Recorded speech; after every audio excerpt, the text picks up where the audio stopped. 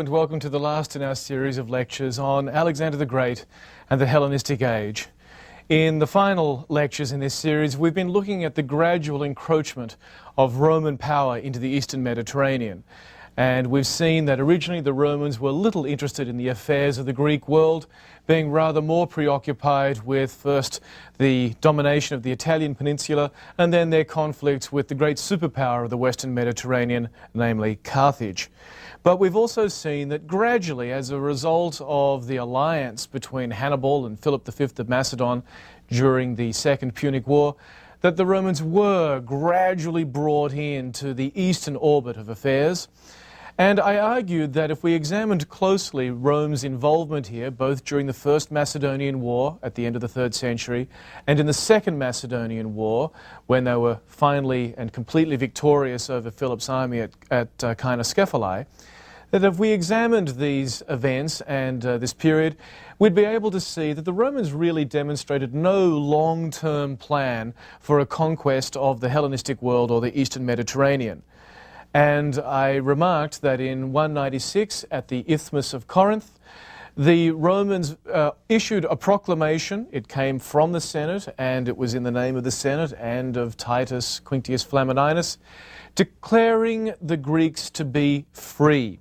The freedom of the Greeks, to live without Roman garrisons or anyone else's, to live without tribute, taxes paid to any overlord, and to live according to whatever laws they chose to for each of their own separate states. And I strongly suggested that this was not merely the political rhetoric of the age, though it is true that a phrase like the freedom of the Greeks had been bandied about by earlier so-called liberators. But I argued that in this case the Romans remained true to their word, and that the final proof of this was that 2 years after these events, the Roman troops were gone from Greece. They had given up the 3 great garrisons known as the fetters of Greece. They had not attempted to annex any territory. No Roman provincial governors had been sent out. And in fact, the Romans had remained true to their word. Now, in the next 50 years, there would be a dramatic shift in the attitude of the Romans towards their allies and their enemies in the Eastern Mediterranean. And that 50-year period would set the stage for the final century of the BC era, the final century of Roman expansion into the Eastern Mediterranean, which would see the defeat of Macedon, the defeat of the Seleucid dynasty in Syria, with Rome, however, becoming more and more preoccupied with its own civil conflicts, and the Hellenistic East serving then finally as the backdrop both for the culmination of Rome's civil wars and Rome's conquest of the Hellenistic East. The two stories are utterly intertwined and cannot be separated. Antony's alliance with Cleopatra, so well known to us from Shakespeare, Cleopatra, his Hellenistic queen, raised the prospect at the very end of Hellenistic independence of a Roman Hellenistic hegemony over the Eastern Mediterranean. But that would pass into history with their defeat at the Battle of Actium in 31 BC, a victory for Octavian, soon to be known as Augustus, whose power would extend over the entire Mediterranean, both west and east, witnessing the final collapse of the Hellenistic kingdoms and the beginning of a more profound Hellenization of the Roman Empire. So it's a complex and convoluted story that we want to try and chart in our last lecture. In the aftermath of the Roman declaration of the freedom of the Greeks, the Romans found that their former allies, the Aetolians, resented the failure of the Romans to reward them. And so it was that in the late 190s, Roman legions were once again in northern Greece. But now they were dealing with Aetolians who were unsure whether they were friends or enemies of the Romans. There is one episode that we have recorded in this period that I think tells us a great deal about the way in which two cultures, in this case the Greeks and the Romans, could look at each other, could speak to each other, and could totally misunderstand what the other side was saying. These events occur in 191 BC, and at this moment an Aetolian embassy is talking to a Roman general named Valerius.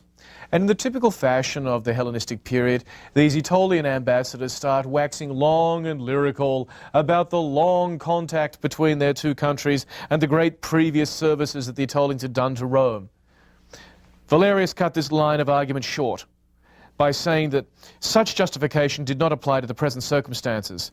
For as these old friendly relations had been broken off by the Aetolians, and the existing hostility was owing entirely to the Aetolians themselves, the services of the past could be of no assistance to them in the present. Typically Roman, brusque, uninterested in any of the folderol of Greek diplomatic language. They must therefore abandon all idea of justification, adopt a tone of supplication, and beseech the consul's pardon for their transgressions. After a long discussion on various details, the Aetolians eventually decided to leave the whole matter to Achilles, and to commit themselves without reserve to the good faith of the Romans. Now, what follows is Polybius's comment on this episode and the decision of the Aetolians, written by someone who understood the Greeks and understood the Romans. And this is what he has to say.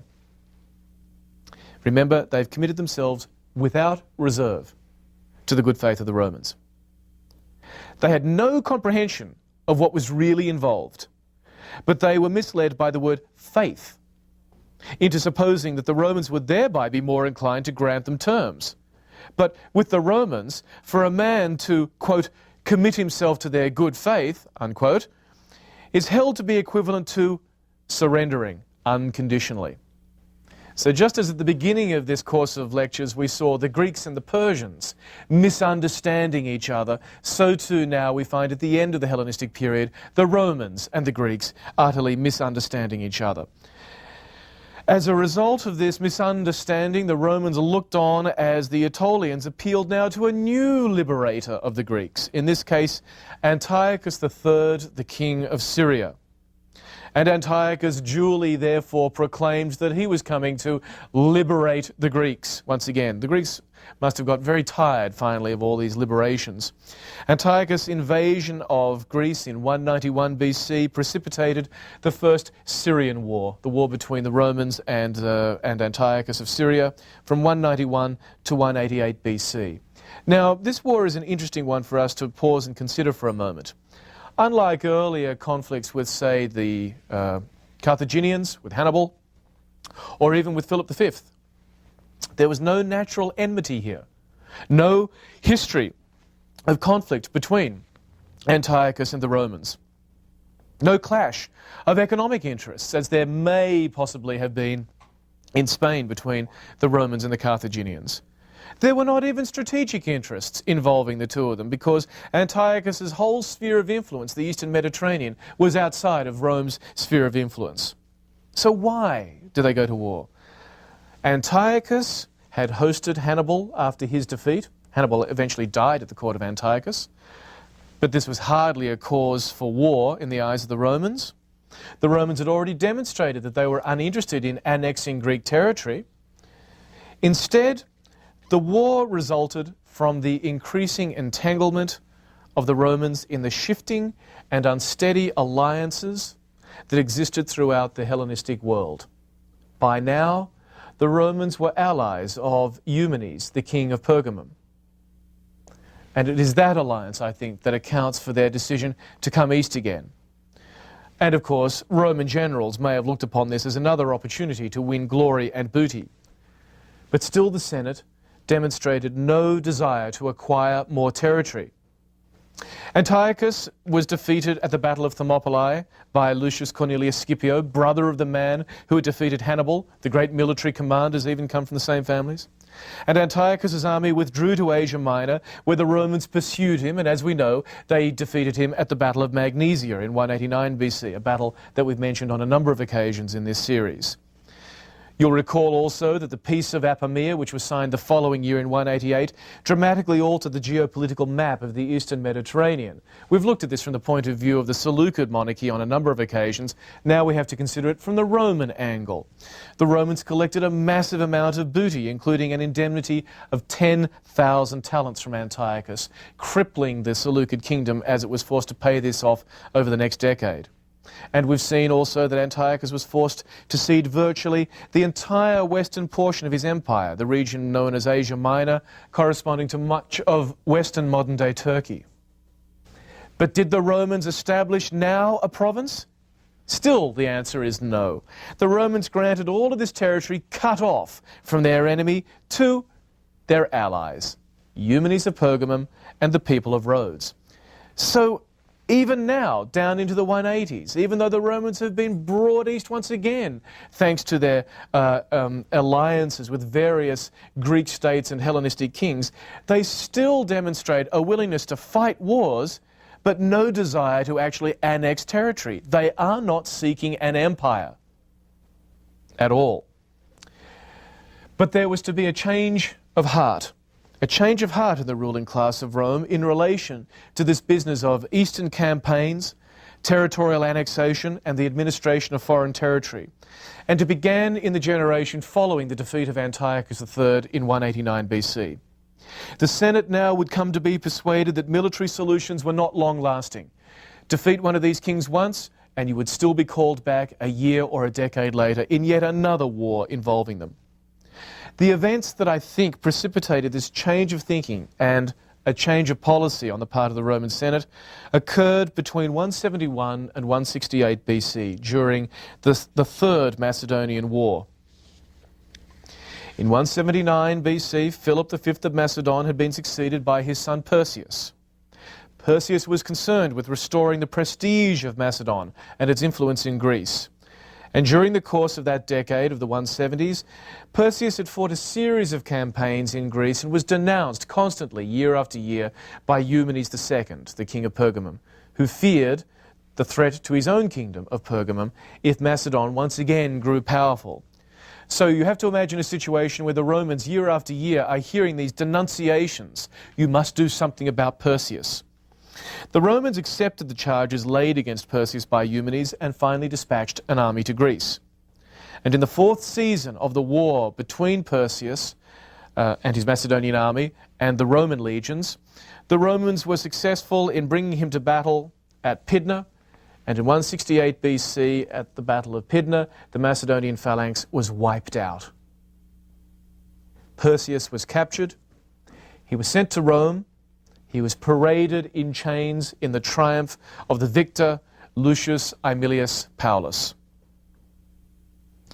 But this is the most important point, not the humiliation of a Macedonian king. Macedon was partitioned into 4 separate republics, and the kingship was abolished. This is one of the first instances of the Romans stepping in and changing the actual constitutional arrangement of a territory that they've now conquered in war. And gradually, after the partitioning of Macedon, it's possible, I believe, to detect a hardening in the Roman attitude towards this endless cycle of internecine fighting between the Greeks and the Hellenistic kingdoms. And so we find that in the coming years, the Romans simply lose patience and now begin to act much more decisively. So, in 148, a fresh revolt breaks out in Macedon, and this time, when the revolt of a certain Andriscus has been put down, the Roman victor, Quintus Caecilius Metellus, disbands all forms of autonomous government in Macedon, and Macedon becomes a Roman province, ruled directly by a Roman governor. This, I think, comes about as the result of the exasperation of the Romans with the people of Macedon and the Greek world. Now, of course, as Roman attitudes towards the Greeks are changing, as they're becoming more exasperated, so too the Greek attitude towards the Romans is beginning to change as they turn sour on their Roman liberators. In 196, the Romans had been hailed as liberators. People had cheered so much at the Isthmus of Corinth that they'd forced Flamininus to read the decree a second time. But now, 50 years later, they're denounced as hypocrites. And as a result, one final war of resistance flares up, organized in the Peloponnese by the members of the Achaean League in 146 BC. And the Roman response to this is very instructive. The war finishes not merely with a Roman victory in the field against a Macedonian phalanx or a Greek army. The war ends with the sack of Corinth, one of the oldest and most prestigious cities in the Greek world, leveled to the ground, later to be rebuilt, in fact, as a Roman colony. And perhaps even more dramatically, and this year, 146, is really one of the great turning points in European history, In this very same year, the Romans also face a final conflict with their old enemies in the western Mediterranean, the Carthaginians, who have raised the battle standard once again. And that war also finishes with the sack of the city. So I think we've got here a Rome which is dramatically marking its position in the world of the Mediterranean very differently from the way it has behaved in the century beforehand. Because with the sack of Corinth in the east and the sack of Carthage in the west, the Romans really mark their conquest of the Mediterranean, leaving only Syria and Egypt of the old great Hellenistic kingdoms still independent, and some smaller states around the edges of this. The emergence of Rome as the single power of the whole of the Mediterranean now coincides then with the annexation of Greece, and with the defeat of the Greeks in 146 and the sack of Corinth in that year, Greece, like Macedon now, is annexed and it is turned into a Roman province. Thereafter, from 146 onwards, it is not even known as Greece any longer. It is called the Roman province of Achaia. And this phenomenal growth of Roman power and its assertion of its domination over both East and West also corresponds at the same time with a century of instability in the older Hellenistic kingdoms. So if we want to think in terms of Tyche or fortune, as the people of the Hellenistic age would think, Rome's Tyche is in the ascendant while that of the Hellenistic states is declining. New kingdoms were sprouting up on the edges of the disintegrating older Hellenistic empires. Kingdoms such as Pontus up on the Black Sea, Bithynia a little west of that, and Cyrenaica west of the Ptolemaic domain in Egypt. And the kings of these domains are very interesting. They're local potentates asserting their independence, but what do they call themselves? In their titulature, they are now philoramoios, that is to say, they are lovers of the Romans. They're declaring themselves to be allied to Rome because they recognize now in the latter half of the 2nd century BC that Rome is the one superpower left in the Mediterranean world. This is dramatically illustrated by an event in 165 when the king of Bithynia, a man called Prusias, comes before the Roman Senate, but rather than wearing the robes of a Hellenistic monarch, he comes in dressed as a suppliant with chains on, as if he is a slave of the Romans. Rome's position in the East gradually solidified as a result of a series of extraordinary episodes, and I doubt that the Romans could have had much control over this. This is where the hand of fortune is working on their behalf.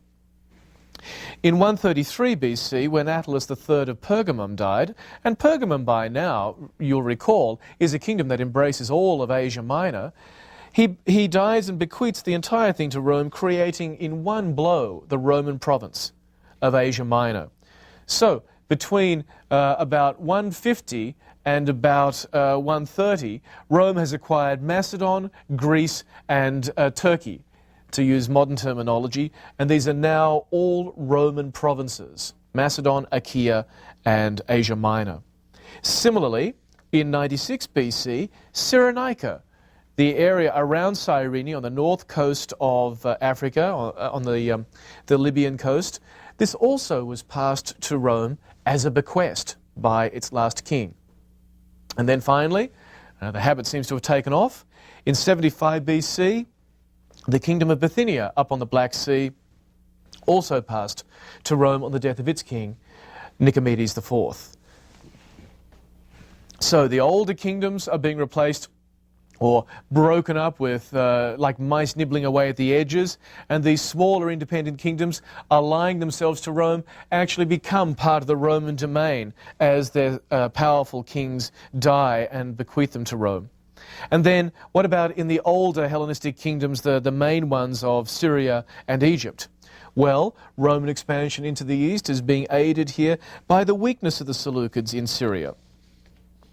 The kingdom had lost its western holdings to Rome in 188 and to Pergamum as well, and now it was further buffeted by a change. In the east, the part of the eastern satrapies of the Old Kingdom, the rise of Parthia in Mesopotamia and Persia cost the Seleucids their eastern provinces. So we're ending up with only a rump state involving just really the region of Syria, bounded by Pergamum and Asia Minor to the north, bounded by the Parthians to the east, bounded by desert and by Judea to the south. And of course, as we know in Judea, the Maccabean rebellion eventually results in the founding of an independent dynasty, the Hasmonean kingdom in Judea. And then within the very heartland, just that area of Syria, Coeli Syria as the Greeks call it, or Hollow Syria, in that very area too, the dynasty is rent by dissension between rival claimants, weakening therefore the power of the kingdom. In Egypt, a similar story. The Ptolemies come under increasing Roman influence during the 1st century BC. One of the weakest of the Ptolemies, Ptolemy XII, Ptolemy Auletes, Ptolemy the flute player as he's called, required the intervention of a Roman army in order to secure his throne. And Roman officers become advisors at the court of Ptolemy, and they become officials serving in the upper echelons of the Ptolemaic bureaucracy. So there is a way in which Ptolemaic Egypt is almost being sucked into Rome's orbit, and Roman officials are almost taking over the running of the state. The last of the Ptolemies, of course, was Cleopatra. Cleopatra VII, the famous lover of Caesar and of Mark Antony, and we'll talk a little more in a moment about her career, but I suggest that we have to remember that it has to be seen against the backdrop of Rome's final annexation of the East. Cleopatra was fighting a rearguard action. She's the last Hellenistic ruler trying to find some way to salvage the power of the Hellenistic East in the face of an inexorable advance of Roman power. Now, we've looked at affairs in the Hellenistic East during this period, but we need to backtrack for a moment because the story is also driven by the internal affairs of Rome, and the two will eventually come together. But the strand we need to follow for a moment is that of the history of Rome between about 100 BC and 31 BC. Even as the Eastern Hellenistic kingdoms are getting weaker and weaker, Rome is experiencing a succession of supreme commanders who are willing to use overseas campaigns as the basis for establishing their own power at Rome. Men like Marius and men like Sulla, who fight overseas campaigns in order to win greater glory and to then assert that control of Rome. During the 60s BC, Pompey asserted Roman military might throughout the Eastern Mediterranean. So it is he who really finally represents the power of Rome sweeping away the last vestiges of independence in the Eastern Mediterranean. He sweeps out pirates from the Aegean in 67. And the fact that a Roman supreme commander had to be given that job, I think, gives us some idea of how endemic piracy had been in the Eastern Mediterranean. And between 66 BC and 62 BC, he established a network of provinces and client kingdoms across the East that acted as either allies of Rome or buffer states between Rome and the people further beyond, such as the Parthians to the east. So the entire East is being incorporated into the Roman provincial structure, but it is not done smoothly because Pompey is for a time allied to and then an enemy of Julius Caesar. And the civil war that is going to be fought between them, and the last rounds of civil war that afflict the Roman Republic, will not be fought only in Italy, but will be fought across the Mediterranean, and particularly in the Eastern Mediterranean. So the Hellenistic world is finally going to become the backdrop for Roman civil wars. The civil war between the armies of Pompey and Caesar was fought primarily in Greece. And after his defeat there, in the Battle of Pharsalus, Pompey fled to Alexandria, where he was killed. Caesar followed Pompey to Egypt, only to arrive and find that his opponent had been slain. And then Caesar stayed on, involving himself in the internal affairs of Egypt, first helping Cleopatra to keep her throne, and then fighting a war against the Alexandrian mob through much of 47, one of the toughest campaigns of his career ever. And during the course of this time, as he was there helping the young Egyptian queen to establish her authority, he also, as we know, had an affair with her. And Cleopatra bore a son whom she named Ptolemy Caesar. And the very last phase of the connection between the Hellenistic East and Rome would come about once again as a result of the civil wars of the Romans and Cleopatra's position in Egypt. After Caesar's assassination in 44 BC, a final round of civil war broke out, involving Mark Antony, who had been Caesar's right-hand man, and Caesar's heir Octavian. Now, for some time they managed to partition the Mediterranean between them, with Octavian campaigning largely in the west, and with Mark Antony campaigning largely in the east, with Egypt as his base of operations. There he, like his old friend Caesar, fell in love with Cleopatra, and the two of them together had three children, a royal family, if you will, with each of their children being given a nominal kingdom in the Hellenistic East. But after pacifying the western provinces of the empire, Caesar's heir Octavian finally marched east to confront his one remaining enemy, Antony, a man who by now had almost completely given up the manners of a Roman general and was behaving as a Hellenistic king. He and Cleopatra together held sumptuous banquets. He's sometimes referred to as the last prince of the East. And at the Battle of Actium, off the western coast of Greece, in 31 BC, Antony and Cleopatra were defeated. They fled to Alexandria, and with their suicide, the last remaining Hellenistic monarch from the blood of Ptolemy, namely Cleopatra, died.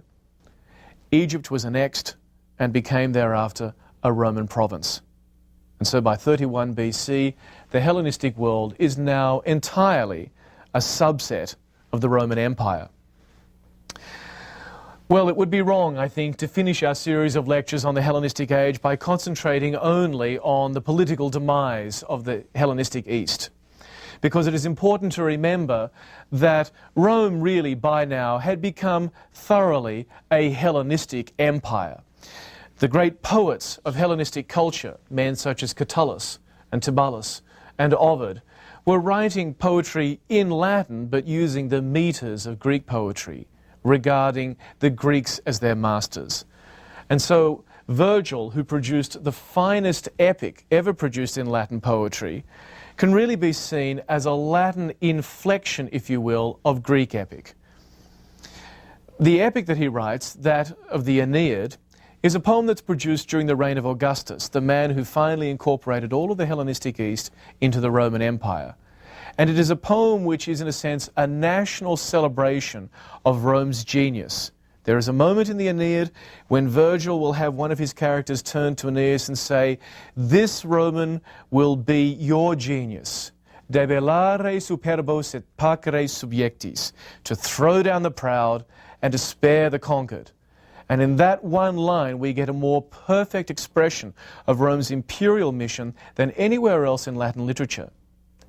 And yet, the Aeneid, though the national epic in honor of Aeneas, the founder hero of Rome, is essentially a work that could not have been made possible had it not been for Greek epic before it. Because the whole first half of the Aeneid, which tells the story of Aeneas' arrival in Italy after his journey from Troy, is essentially modelled on the Odyssey. And the entire second half of the work, accounting for the foundation of his dynasty, which eventually will give Rome its kings and the glory of Rome, is essentially modelled on the story of the Iliad. And so it is with Virgil, I think, that we get a perfect expression of the great irony of the Hellenistic world. That a world which passed into history in the realm of politics and lost its independence by 31 BC, would nevertheless live on as a culture influencing first the Romans and later the rest of Western European civilization. The more we look at the Hellenistic world, in conclusion, it seems to me, the more we find an age that continues to exert subtle but strong influences on our own age.